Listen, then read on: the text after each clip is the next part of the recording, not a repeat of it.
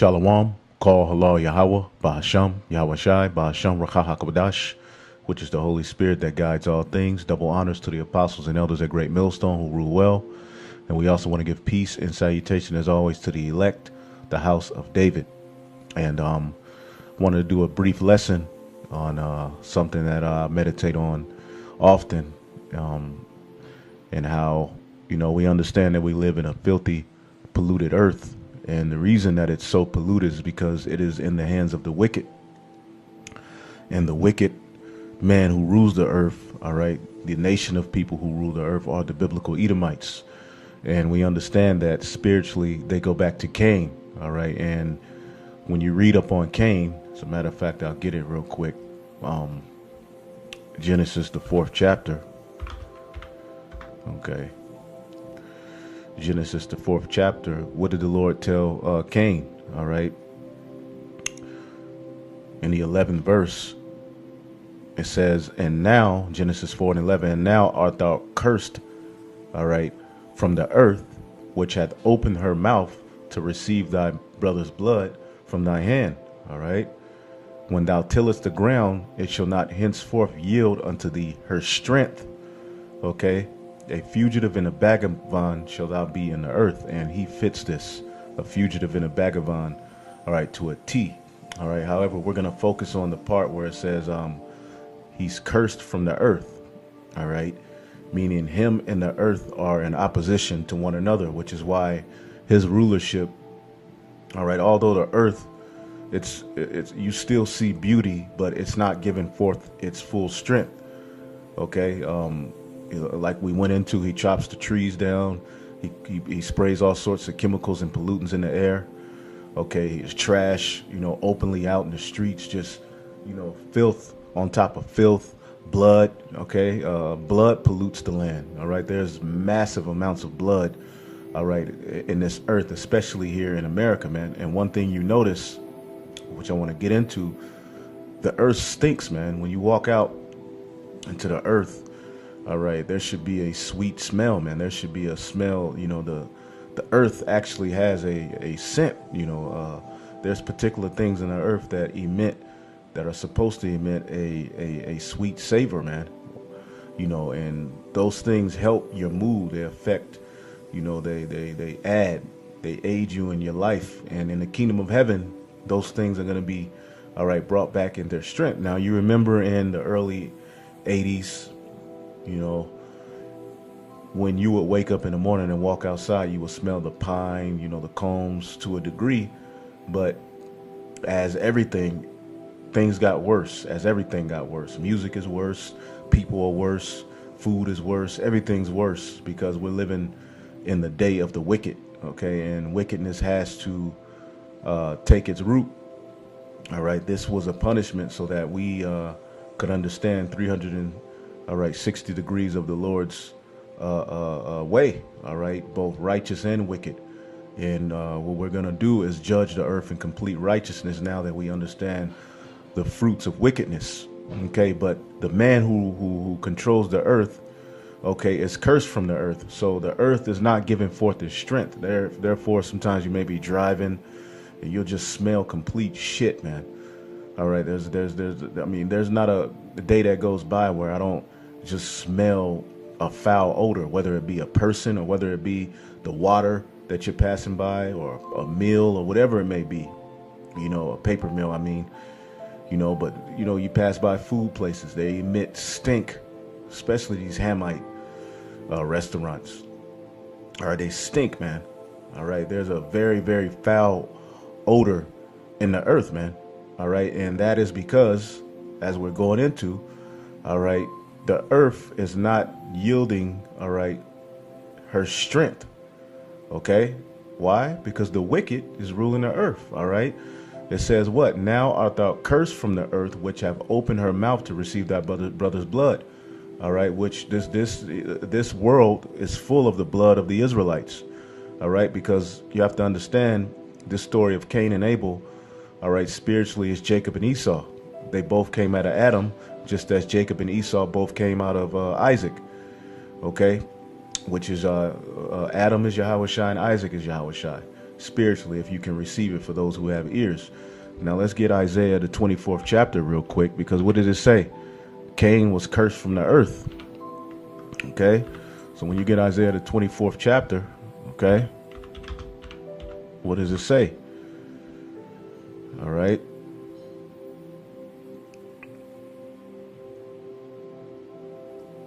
Isaiah 24:5, it says, the earth is also defiled under the inhabitants thereof, because they have transgressed the laws, changed the ordinances, broke the everlasting covenant.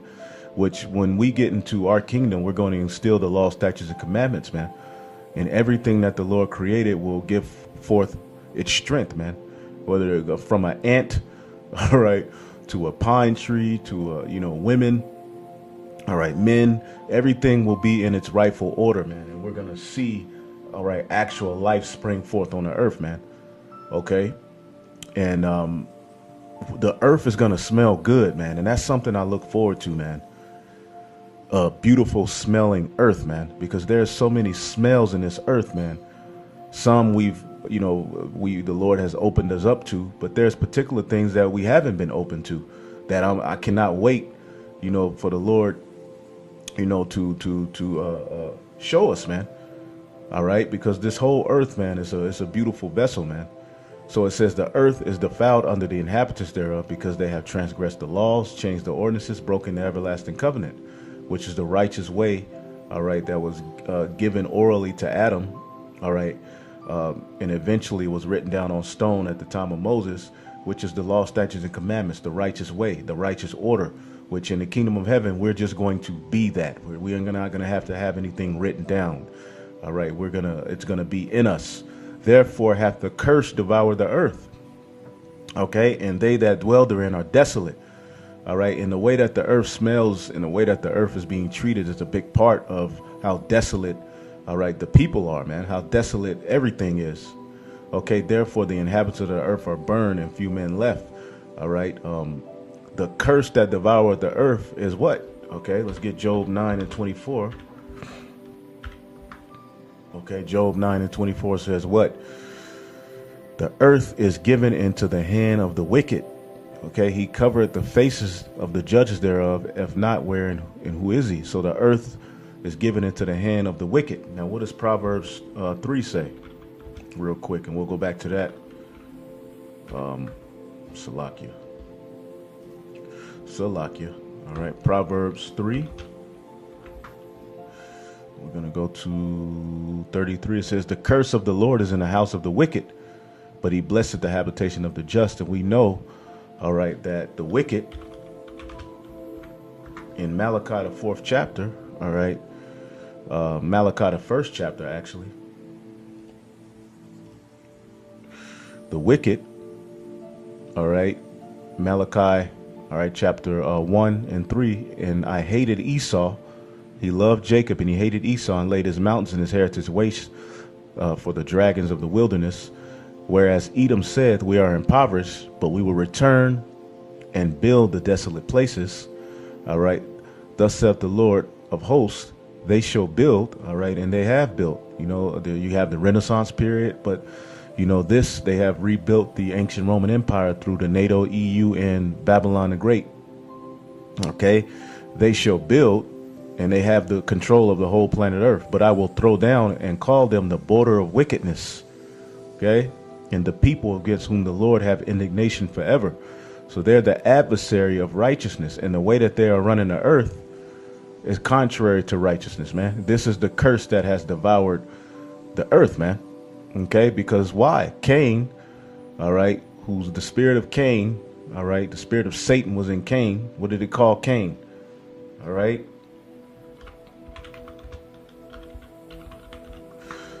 All right.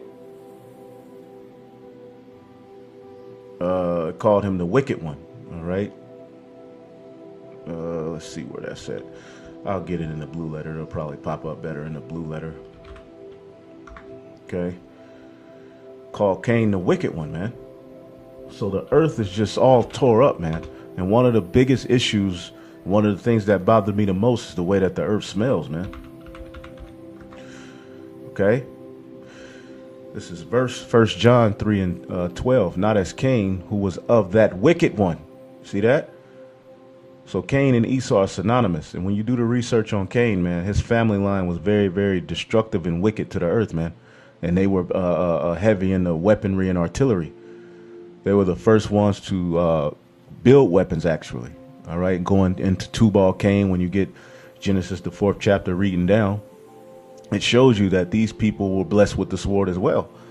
Okay, it says Cain was of that wicked one and slew his brother, and wherefore he slew him, because his own works were evil and his brother's righteous. So Cain's works were evil, man, and his brothers, all right, were righteous, man.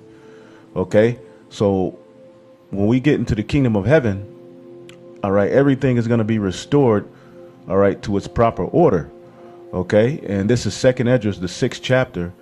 Okay, because when you read Genesis, the 1st chapter, all of the things that were created were good. So imagine the earth and the atmosphere at the time that Adam, all right, was ruling, the family line of Adam. All right, everything was in its rightful order, but because of sin, everything decayed. And the man of sin, okay, we know is Esau, Edom, who is the spirit of the serpent, all right, who took the earth through his way and his philosophy. The earth has been taken into a complete shithole. All right, the earth, all right, itself, and especially Babylon the Great, is a huge 7-Eleven bathroom. You go into a 7-Eleven bathroom and it stinks. It's a foul stench. It's dirty. Okay, and you don't even want to, you got to do your thing. You don't even want to relieve yourself in there, man. You see? It says, 2nd Esdras 6:44, it says, for immediately there is a great, all right, I'll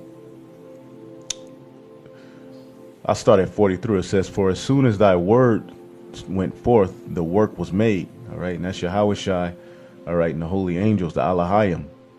For immediately there was a great and innumerable fruit, all right, and many and diverse pleasures for the taste, all right, many.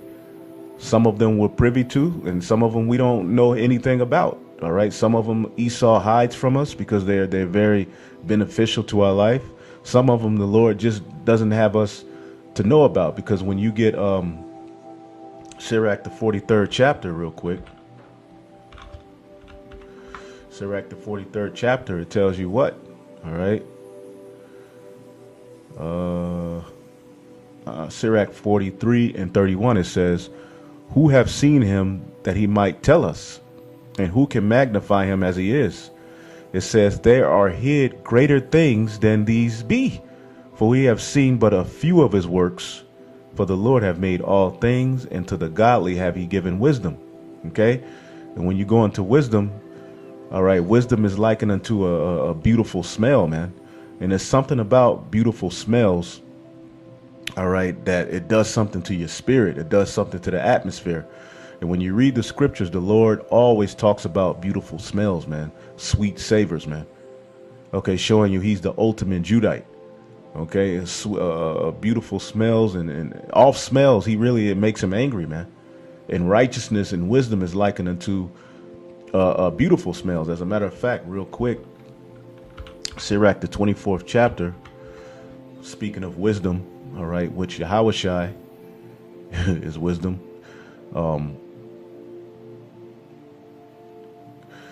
Wisdom, this is Sirach 24:15. I gave a sweet smell like cinnamon and aspalathus. And the thing that you can do is when you see these particular scents and things of the earth mentioned, you can look them up and buy them, because there's particular people who sell them. I've never looked this one up, but aspalathus, okay, images.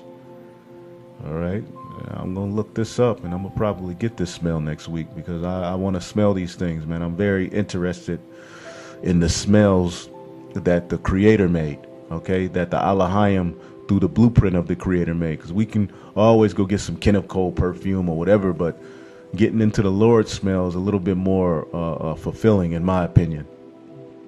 Okay, making your own oils and stuff like that. That's a part of our culture, man. See the benefits of this. You know, this is sort of like a impromptu, something I've been meditating on. Rubio's tea. I guess, I've seen Rubio's tea, so I guess that's the same thing. Okay. Yep, that's what it is. See, these things all have benefits to our life, man. And in the kingdom of heaven, these are going to be the end things.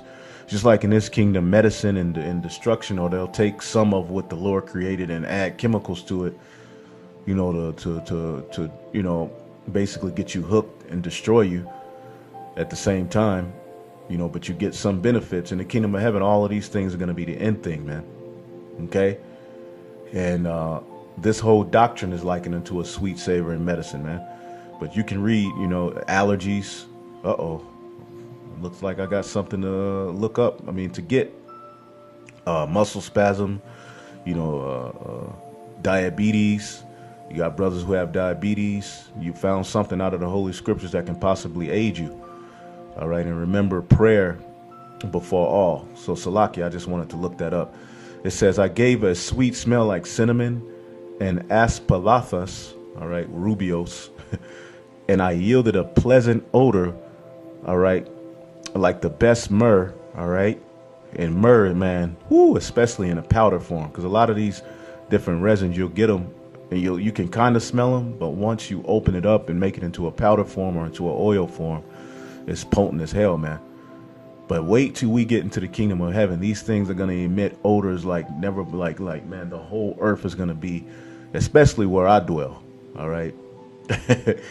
You brothers want to come visit, my particular island or my particular section, whatever the Lord gives me, it's going to smell good. And galbanum. Okay. Galbanum is a very earthy smell. Myrrh is a very sweet,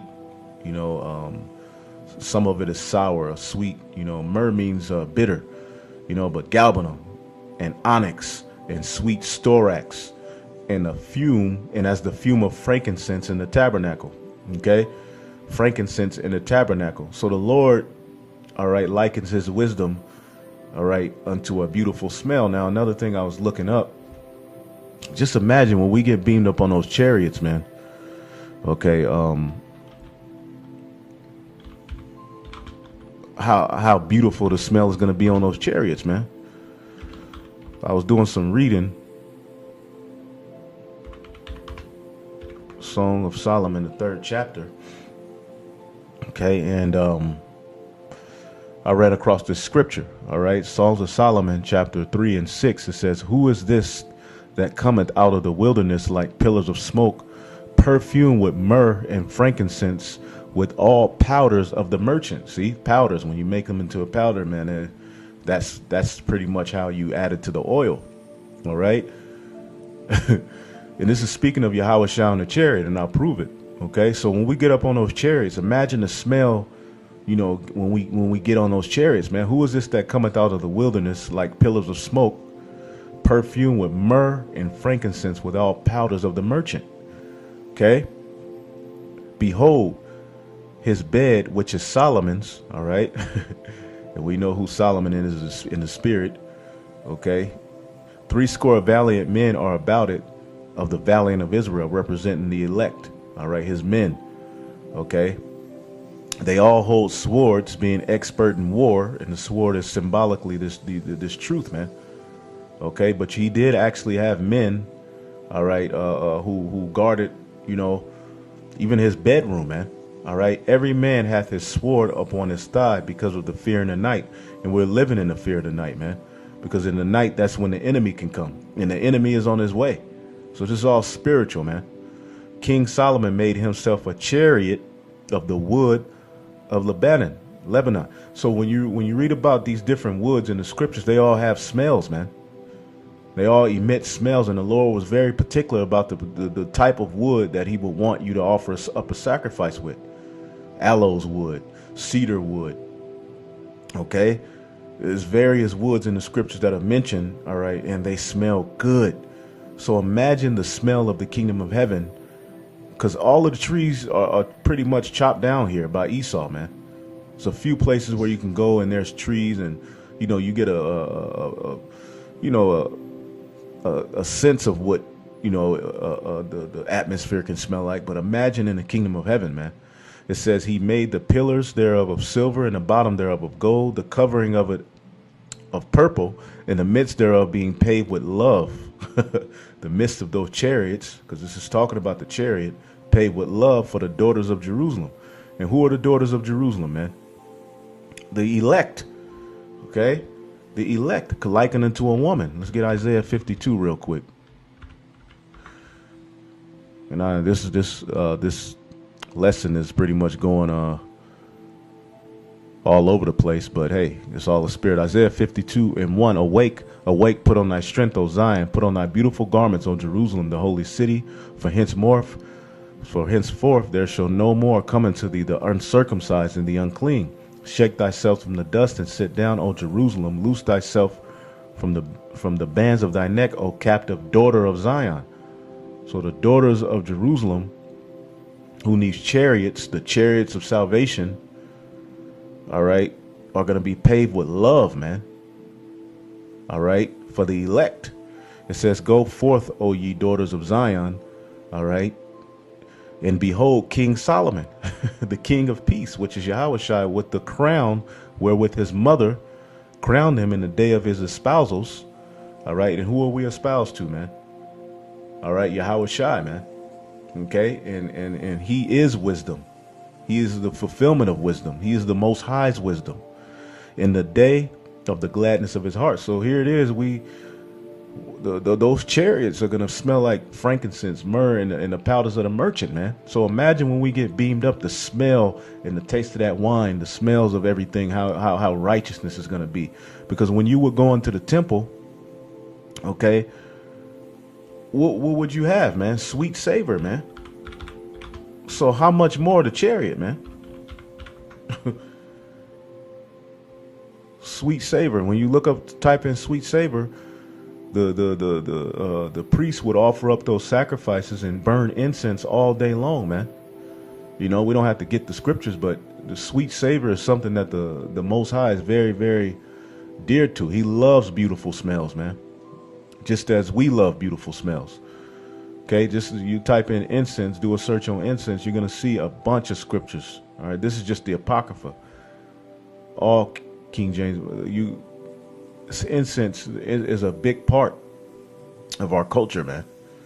All right, so going back to what I was reading in Second Esdras, the 6th chapter, okay, in the 43rd verse, it says, for as soon as thy word went forth, the work was made. For immediately there was a great innumerable fruit and many diverse pleasures to taste, and flowers of unchangeable color and odors of wonderful smell. This was done on the 3rd day. So when man was created, he came into paradise, man.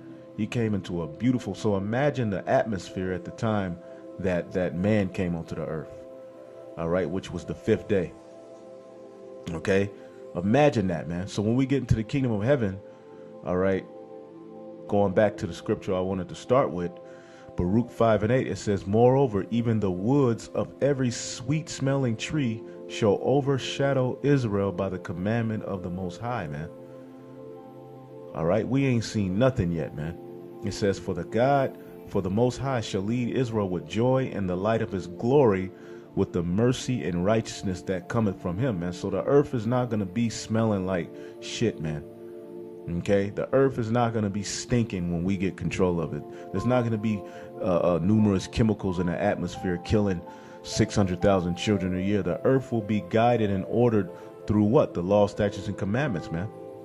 This is why when you look at this precept too, Isaiah 55:12, for ye shall go out with joy and be led with the force of peace. All right, the Prince of Peace is Yahushua. The mountains and the hills shall break forth before you into singing, and all the trees of the field shall clap their hands, man. Okay. See that? The trees. So it says, instead of the thorn shall come up the fir tree, and instead of the briar shall come up the myrtle tree. All right. There's so many trees, man. And we just pass by them daily. There's medicine on those trees, man. But everything's defiled here, man. We'll get all of that back, you know. it shall be to the Lord for a name and an everlasting sign that shall not be cut off, man. So what does it mean that the trees are going to be clapping their hands? They're going to, all right, just as we read in Genesis, all right, we didn't read it today, but in Genesis, the first chapter said that these things were good, they were beneficial. Everything is going to be placed back in its order and its benefit, all right, in the kingdom of heaven. So the trees will be able to do, all right, what they were created to do, man. And man, they're going to smell good. They're going to smell beautiful, man. Let's get Isaiah the 14th chapter real quick, man. Because Esau has a affinity. He has a lust for going around the earth chopping down trees, man. Okay? So when he falls, all right? So when he falls, I'll start at Isaiah 14:4. All right? When the Lord gives us rest. This is speaking of the kingdom of heaven. You got a group of knuckleheads teaching that this was already fulfilled. So we don't have anything we can go into the Old Testament and read to look forward to that's coming in the kingdom of heaven according to these guys, man. This has not happened. This will be fulfilled when the kingdom of heaven is set up, man. Lucifer has not failed yet, man. Okay? And that's in this chapter, Isaiah 14:3. And it shall come to pass in the day that the Lord shall give thee rest from thy sorrow and from thy fear and from thine hard bondage wherein thou was made to serve, that thou shalt take up this proverb against the king of Babylon. All right. And they say this was fulfilled in, first they said it was the Medo-Persian Empire. Then it changed to at the time of the Maccabees, which after the Maccabees, there was no rest. All right. More hell came in the form of the Roman Empire. Even the Messiah was a slave. Okay. It says that thou shalt take up this proverb against the king of Babylon, which is Esau. He's synonymous with the daughter of Babylon, and say, how hath the oppressor ceased and the golden city ceased? The Lord hath broken the staff of the wicked and the scepter of the rulers. Okay. He didn't do that at those times, man. Now we had particular victories and stuff like that. All right. But I'll jump to verse 7. It says, the whole earth is at rest and is quiet. They break forth in the sing, and everything is going to be in its order in our kingdom, man. Roaches, pigs, crabs, shrimps, possums, everything will be for its order, for the benefit of the ecosystem and for creation, man. That's why the whole creation groaneth for the sons of God to be put back in their order, so that they can be put back in their order. Even women, everything's out of order. Nothing's in its proper order. Okay. It says, yea, the fir trees rejoice at thee. All right. And what is a fir tree? All right. Salakia, Akim, and Akwath. But I just want to know, what is a fir tree? This looks like a pine tree. It looks like a family of a pine tree. Yep. It looks like it's a pine tree.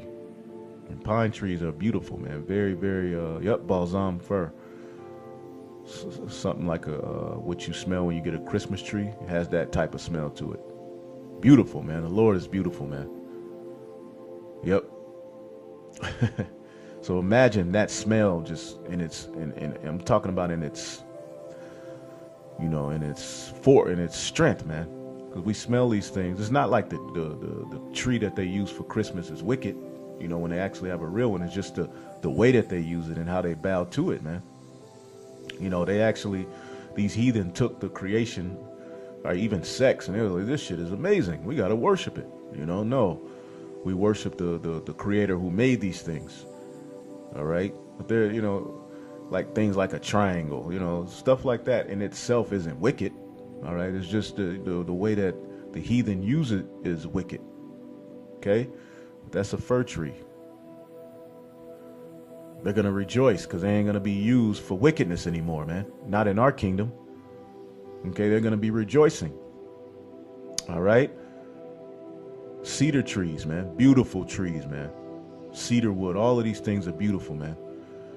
It says, in the cedars of Lebanon, saying, since thou art laid down, no feller has come up against us. Now, when you look up this word feller, so by him chopping down all of these trees, the earth just stinks, man. And it's poor air quality, man. All right. Karath.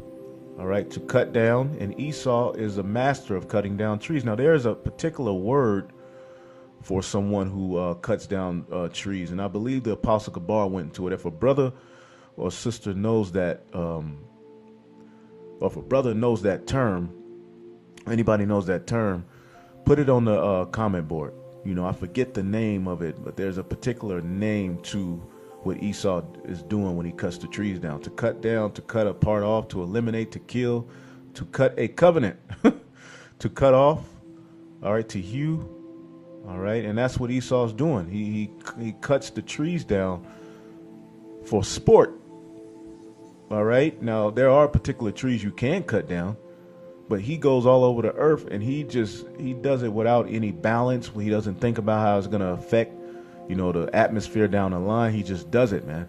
This man is a complete madman. So the trees in the kingdom of heaven are going to be rejoicing because Esau ain't going to be able to do that no more, man.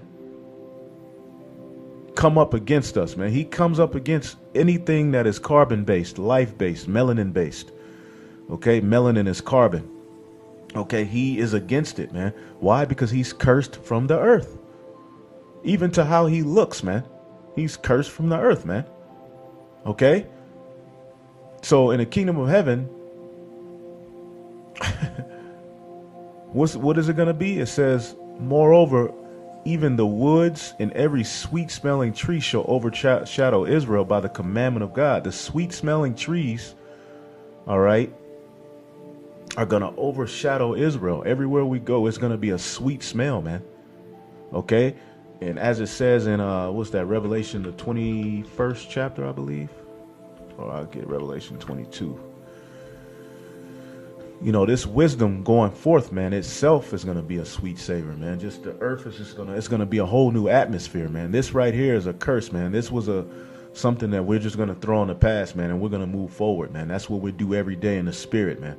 This America, this curse, this the way that the earth is, we will never in the kingdom of heaven have to go through this again, man, or witness this. You know, we'll have chariot, everything will be in its order. Children will be in their order. Water will be in order. Everything will be in order through the law, statutes, and commandments.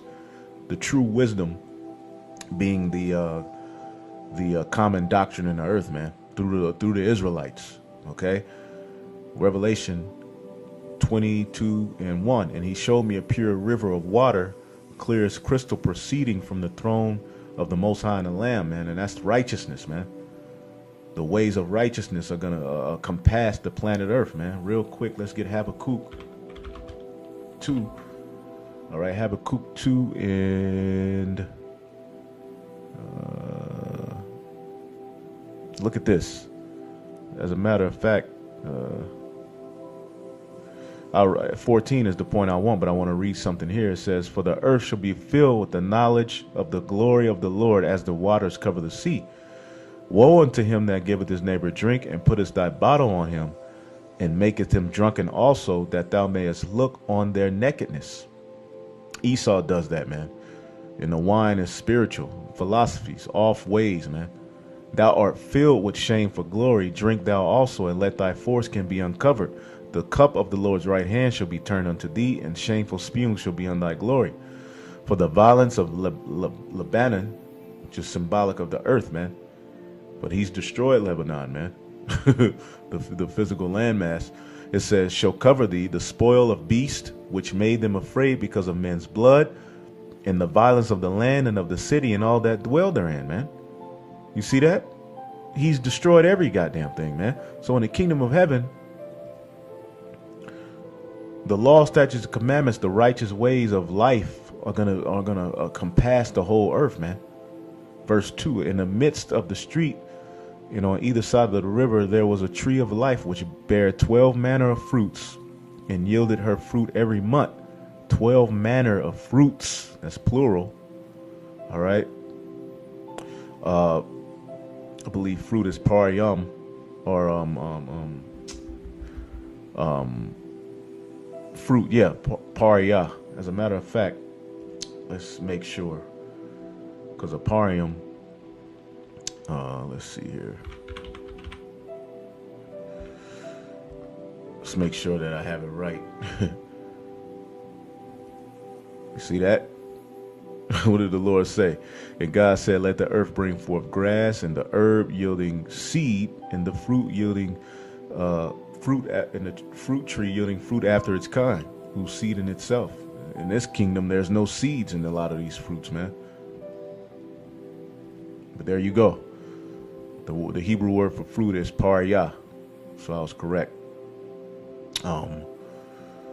In the midst of the street of it, on either side of the river, was there the tree of life, which bare 12 manner of fruits, and yielded her fruit every month. And the leaves, all right, of the tree were the healing of the nations, man. And that all comes from this is all going to stem from the elect, because in the kingdom of heaven, okay, the Israelites are going to rule, all right, the earth.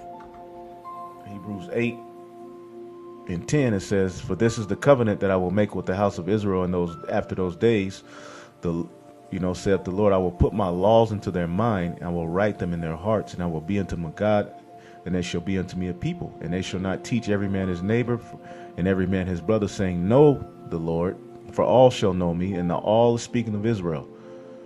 See how Christians love to go to all? Well, the all is speaking of Israel. Okay? For all shall know me from least to greatest. You see that? That's the covenant. So we're going to have the law, statutes, and commandments written in us, and that's how we're going to rule the earth, man. So the earth will be in its rightful order in our kingdom, man. And one of the main things I look forward to, of course, the control of the minerals. All right. But the earth, pretty much smelling beautiful, man. These beautiful odors that the Lord, has put here for us. That, in this kingdom, we can't really get it in its fullness, but we get a glimpse of it.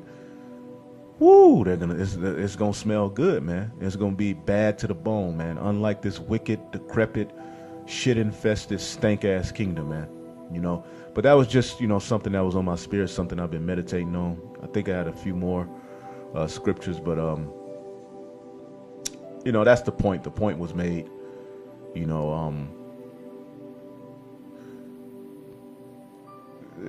that was a good one, but,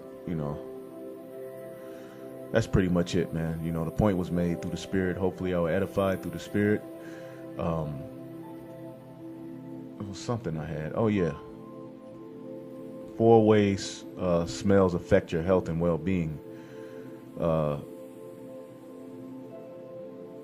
It says deciphering odors. It said it promotes confidence, relieves depression, eases anger, reduces anxiety, increases memory, and it alleviates stress. Okay? It enhances the taste. All right. But in this kingdom, the reason our allergies are all messed up and we're all stressed out in the way that we are, and a big part of our downfall and the way we feel like shit is because of the air quality is messed up and it stinks, man. So in the kingdom, it's going to be beautiful, man. So that's just something to look forward to, something to fight for. Hey, shalom to the elect. Call halal Yahweh Ba'Shem Yahushua Ba'Shem Racha HaKodash. Double honors to the apostles and elders. Peace and salutation to the elect. Shalom.